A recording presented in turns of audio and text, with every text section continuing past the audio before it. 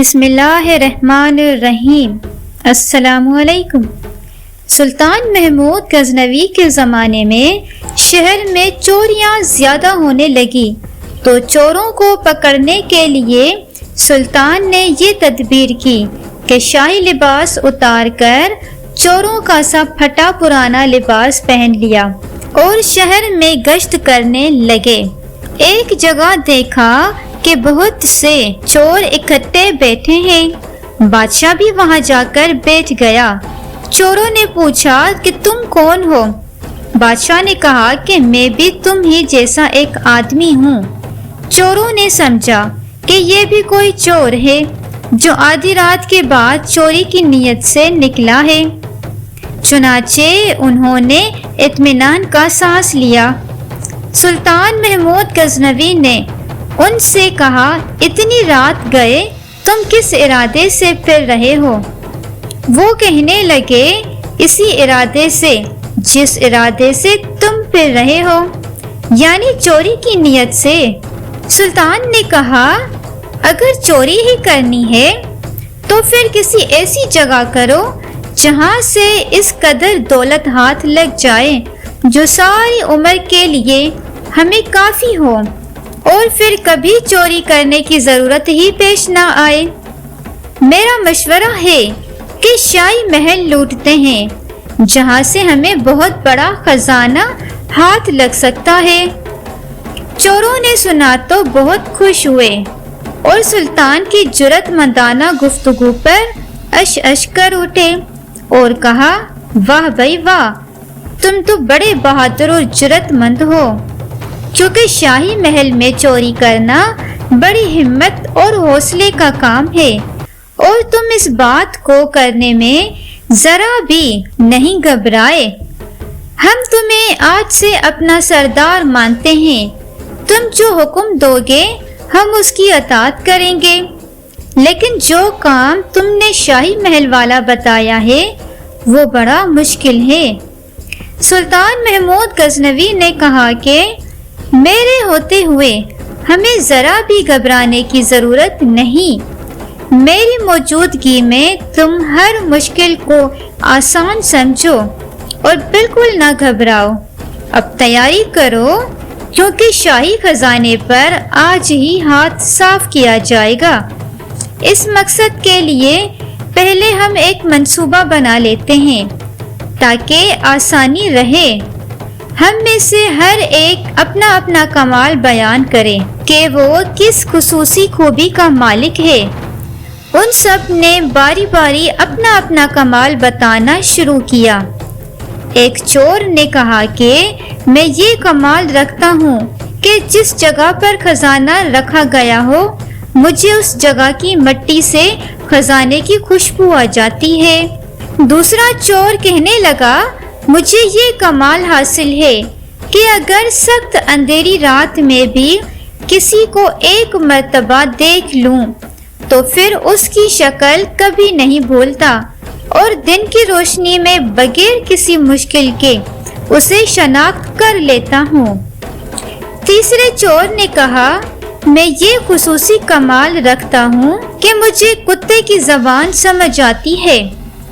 چوتھا چور بولا، مجھے یہ کمال حاصل ہے کہ چاہے محل کی دیوار کتنی اونچی ہو، اگر میں کمان پھینکوں تو وہ فوراً دیوار کے اوپر جا کر فٹ ہو جاتی ہے، جس کے باعث ہم آسانی کے ساتھ محل کے اندر پہنچ سکتے ہیں۔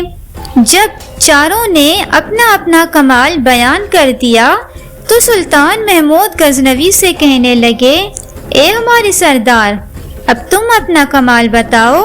سلطان محمود غزنوی نے کہا، مجھ میں یہ خوبی ہے کہ اگر مجرم گرفتار ہوں اور ان کو موت کی سزا کا حکم ہو، پھر جلاد ان کی گردنیں اتارنے کے لیے تختہ دار پر بھی لے آئے تو عین اس موقع پر اگر میں اپنی داڑھی ہلا دوں تو مجرم اسی وقت قید سے چھوٹ جائیں اور ان کی جان بخشی ہو جائے۔ سب چور یہ سن کر بڑے حیران ہوئے اور کہا، اس کمال کے ہوتے ہوئے تو ہمیں ذرا بھی ڈر محسوس نہیں کرنا چاہیے، اس کے بعد وہ سب شاہی محل کی طرف چوری کے ارادے سے چل پڑے۔ ابھی تھوڑی ہی دور گئے تھے کہ راستے میں ایک کتا ان کی طرف دیکھ کر بھونکا۔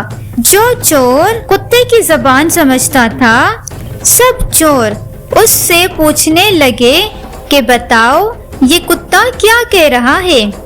اس نے بتایا کہ ساتھیوں، کتے نے جو کچھ کہا ہے اسے سن کر تو میں بھی حیران ہو رہا ہوں۔ اگر تم سنو تمہیں یقین ہی نہ آئے۔ باقی چوروں کو بھی تجسس ہوا۔ کہنے لگا بتاؤ تو صحیح کتا کیا کہہ رہا ہے۔ وہ بولا کتا کہہ رہا ہے کہ ان پانچوں میں سے ایک بادشاہ ہے۔ یہ سن کر سب ہنسنے لگے اور بولے یہ کیسے ہو سکتا ہے کہ ہم میں سے ایک بادشاہ ہے۔ وہ چور کہنے لگا بے شک تم اس بات پر ہنسو، لیکن کتا یہی کہہ رہا ہے۔ ان سب چوروں نے اپنے دل کو تسلی دینے اور بات کو اپنے مطلب کے مطابق سمجھتے ہوئے کہا، ہو سکتا ہے کہ کتے کے کہنے کا مطلب یہ ہو کہ یہ پانچوں شاہی خزانے لوٹنے جا رہے ہیں، پانچوں بادشاہ ہوں گے۔ یہی باتیں کرتے ہوئے وہ شاہی محل پہنچ گئے۔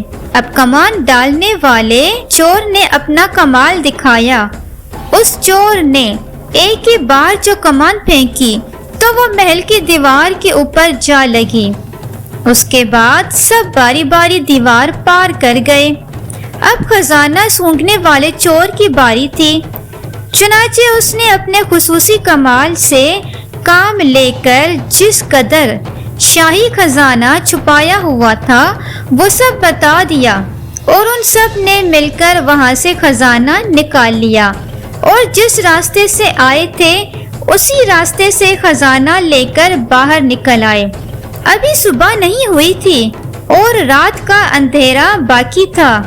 وہ فوراً شہر کی حدود سے باہر نکلے اور ایک جنگل میں بیٹھ کر خزانہ تقسیم کرنے کا پروگرام بنایا۔ مگر سلطان محمود غزنوی نے کہا کہ میرا مشورہ یہ ہے کہ ہم اس وقت خزانے کو آپس میں تقسیم نہیں کرتے، کیونکہ اگر ہم خزانہ تقسیم کر کے اپنا اپنا حساب اپنے گھر کو لے گئے، اور چونکہ یہ چوری بادشاہ کے محل میں ہوئی ہے، اس لیے جب بادشاہ کو اس چوری کے بارے میں علم ہوگا تو وہ پورے شہر میں اس طرح کا انتظام کرے گا کہ ہر ممکن طریقے سے چور کو پکڑا جا سکے، اور ہو سکتا ہے کہ وہ گھر گھر تلاشی کے لیے اپنے سپاہیوں کی ڈیوٹی لگا دے، تاکہ جس گھر سے بھی خزانہ برآمد ہو چوروں کا پتہ چل جائے۔ اگر ہم خزانے کا حصہ اپنے اپنے گھروں میں لے گئے تو ہم فوراً پکڑے جائیں گے، اس لیے کچھ دنوں کے لیے خزانے کی تقسیم کے کام کو ملتوی کر دیتے ہیں، اور اس جنگل میں زمین کھود کر خزانہ یہاں پر دفن کر دیتے ہیں۔ بادشاہ کے کارندے جب خزانے کی تلاش میں ہر ممکن حربہ استعمال کرنے کے بعد مایوس ہو جائیں گے تو پھر ہم کسی کے ساتھ یہاں آ کر خزانہ نکال لیں گے اور آپس میں تقسیم کر لیں گے۔ سلطان کی اس تجویز کو سب نے قبول کیا اور کہنے لگے کہ یہ بات ٹھیک ہے، ہم سردار کے حکم کو دل و جان سے تسلیم کرتے ہیں۔ اس بات پر جب سب میں اتفاق رائے ہو گیا تو سب نے زمین کھود کر خزانہ دفن کر دیا اور اپنے اپنے گھروں کی طرف جانے لگے۔ تو سلطان محمود غزنوی نے ان سے کہا کہ میں تم لوگوں میں نیا شامل ہوا ہوں اور میں تمہارے بارے میں کچھ بھی نہیں جانتا کہ تم لوگ کون ہو اور کس جگہ پر رہتے ہو، چونکہ تم نے مجھے اپنا سردار تسلیم کیا ہوا ہے، اس لیے تم سب مجھے اپنے گھروں کے ایڈریس دو تاکہ مجھے پتا چلے کہ تم کہاں رہتے ہو۔ چنانچہ چاروں چوروں نے اپنے گھر کے پتے سلطان کو بتا دیے۔ اس کے بعد سب اپنے اپنے گھروں کی طرف چل دیے اور سلطان محمود غزنوی واپس محل میں آ گئے۔ صبح اچانک شور اٹھا کہ شاہی خزانہ لوٹ لیا گیا۔ فوری طور پر سپاہی چوروں کی تلاش میں بھاگے۔ سلطان نے سپاہیوں کے سربراہ کو چاروں چوروں کے نام اور پتہ بتائے اور انہیں گرفتار کرنے کا حکم دیا۔ چنانچہ سپاہی فوراً چاروں کو پکڑ لائے۔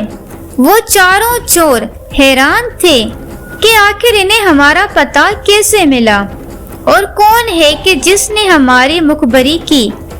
اس کے ساتھ ہی انہیں یہ خیال بھی آیا کہ ہم چاروں کو تو گرفتار کر لیا گیا ہے مگر ہمارا سردار نہیں پکڑا گیا، اس کی کیا وجہ ہے؟ اسی سوچ و بچار کے عالم میں ان چاروں کو عدالت میں پیش کر دیا گیا اور قاضی نے شاہی خزانے کی چوری کے جرم میں ان کو موت کی سزا کا حکم سنا دیا۔ یہ حکم سن کر ان کے اوسان کھتا ہو گئے اور آپس میں کہنے لگے، ہمارا سردار ہوتا تو ایسے وقت میں اپنا کمال دکھاتا، لیکن افسوس ہمارا سردار نہیں پکڑا گیا۔ اب تو وہ خود ہی اکیلا خزانہ پر قبضہ جما لے گا۔ جب ان چاروں کو تختہ دار پر لے جایا جانے لگا تو حکم ملا کہ چوروں کو سلطان کے سامنے لایا جائے۔ اگر وہ کوئی آخری خواہش کرنا چاہیں تو مرنے سے پہلے پوری کی جا سکے۔ جب چور سلطان کے سامنے پیش کیے گئے تو سلطان محمود غزنوی پورے شاہی لباس میں تھے۔ چاروں چور نظر جھکائے کھڑے تھے۔ اچانک اس چور کی نظر سلطان پر پڑی جو اندھیری رات میں بھی ایک بار دیکھی ہوئی شکل کبھی نہیں بھولتا تھا اور دن میں شناخت کرنا کوئی مشکل نہ تھا۔ اس نے پہچان لیا کہ تخت پر جو شخصیت جلوہ افروز ہے وہی رات کے وقت ہمارا ساتھی تھا۔ اس نے آہستہ سے اپنے ساتھی چور کے کان میں کہا، اے دوست، رات کو کتے کی کہی ہوئی بات اب سمجھ آئی ہے۔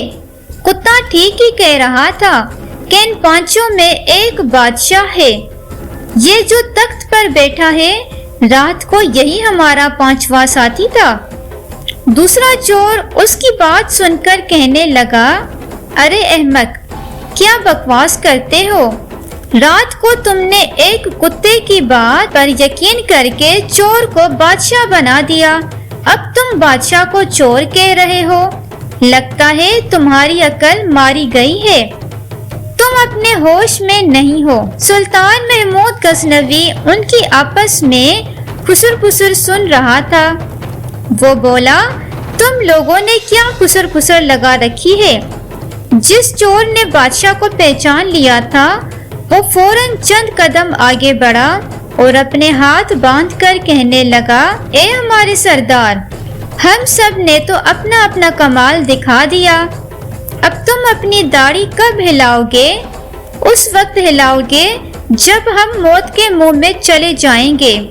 سلطان محمود غزنوی اس چور کی بات سن کر ہنس پڑے اور کہا، واہ بھائی واہ، تم نے مجھے پہچان لیا اور اپنا کمال دکھا دیا۔ اب میں اپنا کمال دکھاتا ہوں اور اپنی داڑھی کو ہلاتا ہوں۔ جاؤ، تم سب آزاد ہو۔ چوروں نے اپنی رہائی کا حکم سنا تو بڑے متاثر ہوئے اور اسی وقت سلطان کے قدموں میں گر کر معافی مانگی اور آئندہ چوری سے توبہ کی اور ہمیشہ کے لیے نیکی کا راستہ اختیار کرنے کا سچا وعدہ کر کے شاہی دربار سے رخصت ہو گئے۔